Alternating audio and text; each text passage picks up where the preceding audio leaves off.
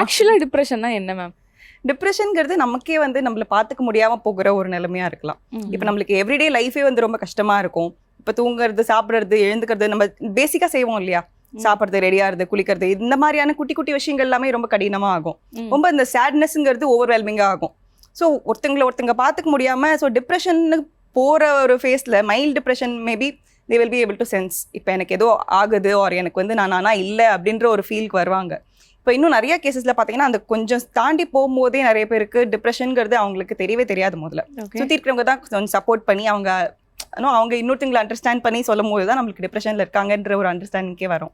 Okay. So டிப்ரெஷனுங்கிறது clinical state.